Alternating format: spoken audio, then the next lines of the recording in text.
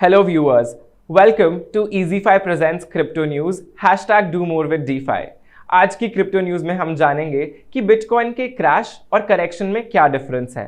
फिर दूसरी न्यूज में हम बात करेंगे उस टोकन के बारे में जो बाइनेंस स्मार्ट चेन पर last week 19 billion times use किया गया था। थर्ड न्यूज में हम जानेंगे उन 3 रीजंस के बारे में जिसकी वजह से सोलाना क्रिप्टो करेंसी बिटकॉइन और इथेरियम से भी ज्यादा बाउंस बैक कर गई।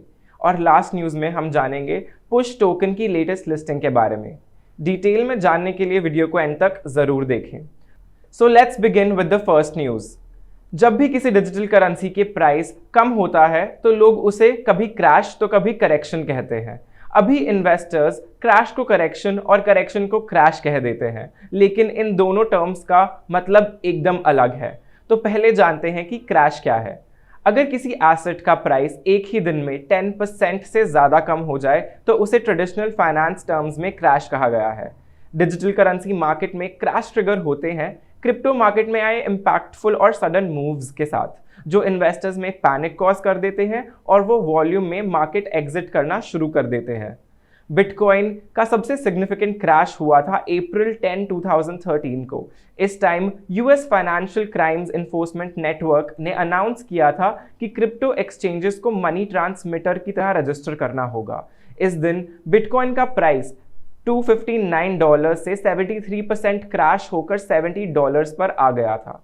एक और रीसेंट क्रैश का एग्जाम्पल है ब्लैक थर्सडे, जो 12 मार्च 2020 पे हुआ था, जब वर्ल्ड हेल्थ ऑर्गेनाइजेशन ने कोविड-19 को पैंडेमिक डिक्लेयर किया था। इस दिन बिटकॉइन $7969 से क्रैश होकर 40% नीचे $4776 पर जा पहुंचा था। अब हम जानते हैं कि करेक्शन क्या है। आमतौर पे जब किसी भी एसेट का प्राइस पीक से गिरकर 10% से नीचे पहुंच जाता है, लेकिन ये डिप कुछ दिनों के गैप पर हो तो उसे करेक्शन कहा गया है। कभी कभी इन्वेस्टर्स बिटकॉइन का प्राइस ओवर वैल्यू कर देते हैं। इन केसेस में जब एसेट्स की बुलिशनेस एग्जॉस्ट हो जाती है तो मार्केट खुद को करेक्ट करती है। प्राइसेस कम होने शुरू हो जाते हैं और एसेट के सेल ऑर्डर्स बाय ऑर्डर्स से मैच नहीं हो पाते और फिर प्राइस फर्दर ड्रॉप हो जाता है जब तक मार्केट में सेल और बाय ऑर्डर्स मैच ना हो जाएं। रॉयटर्स की एक रिपोर्ट के मुताबिक बिटकॉइन का रीसेंट प्राइस फॉल 2 रीजंस की वजह से हुआ। पहला कि चाइना का फाइनेंशियल इंस्टीट्यूशंस का क्रिप्टो सर्विसेज बैन कर देना, और दूसरा एलॉन मस्क का बिटकॉइन की एनवायरमेंटल सस्टेनेबिलिटी के बारे में ट्वीट करना।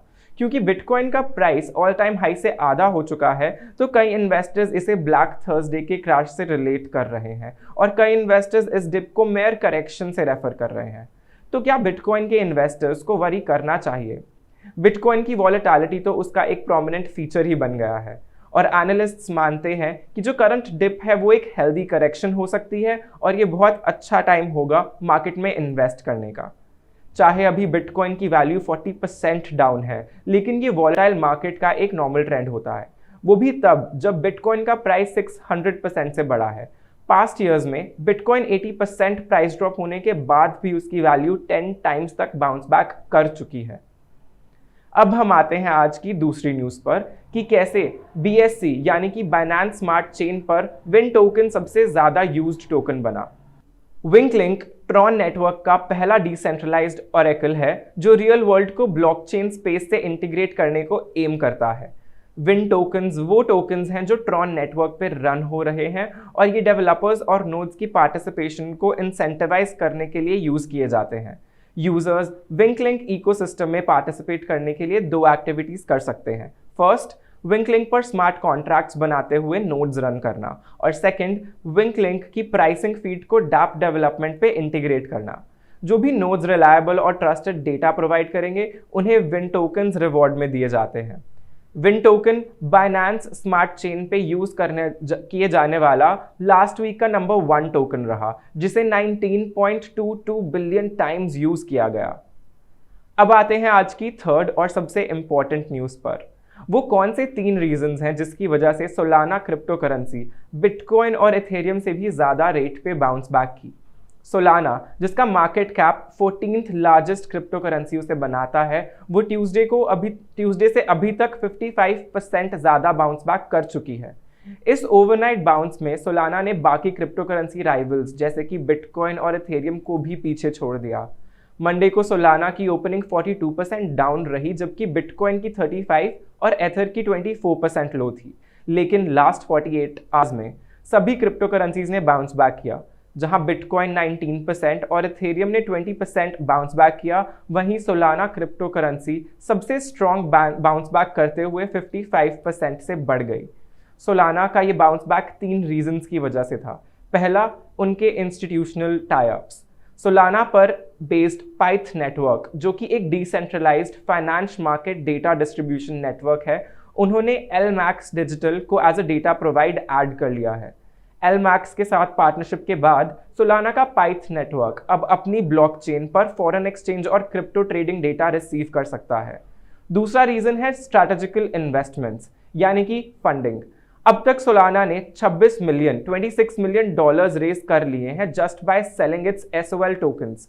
लेकिन अभी लास्ट वीक में ही सोलाना ने अपनी एक फंडिंग राउंड में पार्सिक, एक ब्लॉकचेन डेटा मॉनिटरिंग प्लेटफॉर्म से $3 मिलियन रेज किए हैं।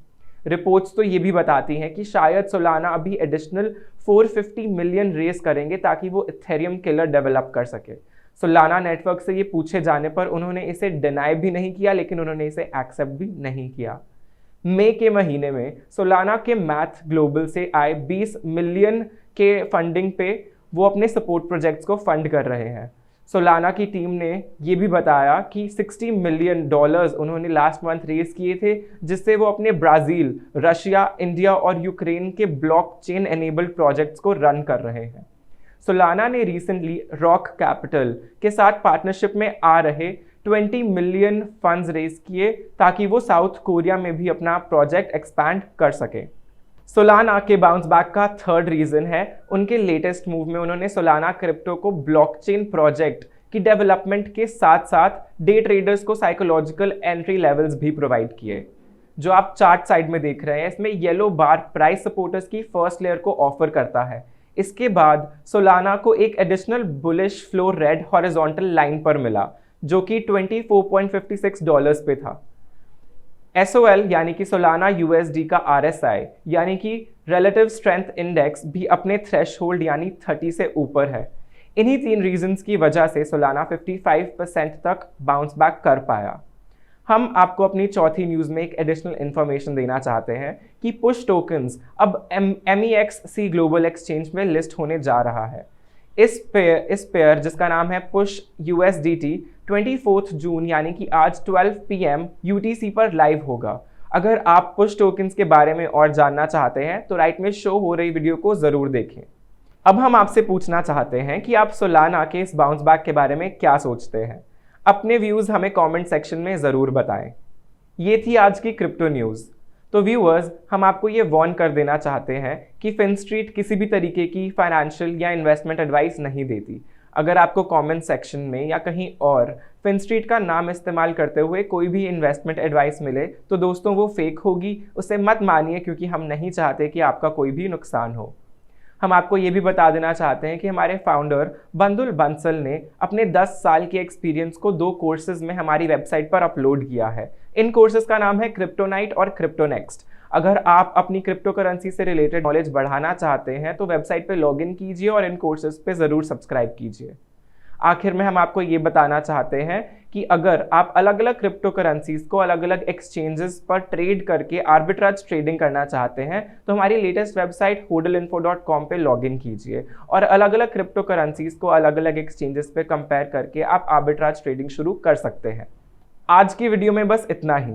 अगर आपको ये वीडियो बेनिफिशियल लगा हो तो प्लीज़ वीडियो को लाइक और शेयर ज़रूर करें और चैनल को सब्सक्राइब करते हुए बेल आइकन ज़रूर दबाएं ताकि क्रिप्टो करेंसी की लेटेस्ट न्यूज़ सबसे पहले आपके पास पहुंचे। Thank you for watching.